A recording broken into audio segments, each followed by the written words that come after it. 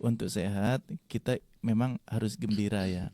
Jadi kalau sehat itu kan berhubungan dengan daya tahan tubuh, dengan kebugaran, dengan kekebalan, imunitas, dan tidak mungkin itu semua baik saat seseorang itu sedang cemas, khawatir, gelisah, lupa gembira saja sehari, orang itu akan kehilangan hormon sehatnya, akan kehilangan kebugarannya, akan kehilangan imunitasnya, lupa gembira.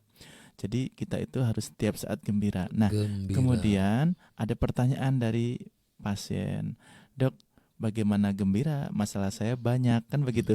Pasti itu pasti umum ya begitu ya. Saya bilang bahwa selama ibu masih dititipin nafas oleh Allah Subhanahu wa taala, pasti juga ibu dikasih fasilitas, fasilitas amal.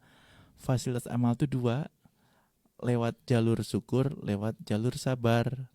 Kalau lewat jalur syukur, kadang-kadang gampang bilangnya, dok saya tuh kayaknya kalau nanti lunas utang gampang bersyukur kayaknya dokter.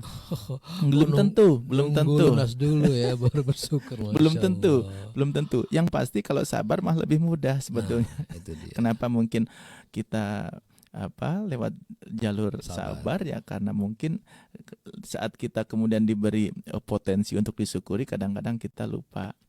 Nah, jadi ladang amal kita lewat jalur syukur dan lewat jalur sabar. Dua-duanya baik. Bahkan ada keistimewaannya. Kalau sabar itu pahalanya suruh ngambil sendiri, pinta berapa, kan begitu. Iya. Jadi sabar itu kalau menurut pendapat saya artinya lebih besar pahalanya. Dan sabar itu pasti lewat sesuatu yang apa? Yang tidak sesuai Yang tidak dengan menyenangkan ya. keinginan kita, selera kita, hawa nafsu kita, seperti itu. Jadi kalau sering saya sampaikan ke pasien ya Bang Yos, untuk bisa bersyukur maksimal dan akhirnya akan sehat adalah yakini detik ini adalah detik keadaan terbaik yang sudah Allah skenario-kan untuk kita. Iya, sudah Ya, bangun pagi juga sudah dengan plus harus. minusnya, dengan plus minusnya. Kita saja yang selama ini menganggap bahwa sesuatu yang sakit, nyeri, sempit, getir itu adalah sebagai sesuatu ujian. Padahal bisa jadi hakikatnya itu adalah karunia dari Allah Subhanahu wa taala. Begitu. Yang kedua, setelah detik ini adalah detik terbaik, detik berikutnya pun itu adalah keadaan terbaik pula. Terbaik. Jadi apa yang dicemaskan? Jadi tidak ada. Apa keadaan yang dicemaskan esok hari? Nggak ada. Semuanya itu rencana Allah yang terbaik. Kalaupun mungkin sesuatu yang kita responnya itu adalah nyeri, sakit, getir, kecewa, itu ya mudah-mudahan sesaat saja. Selebihnya kembali lagi bahwa ini adalah rencana Allah Subhanahu wa taala. Pasti hakikatnya adalah karunia agung, begitu. Ya, cuma kita tidak tahu karena kita masih di dunia.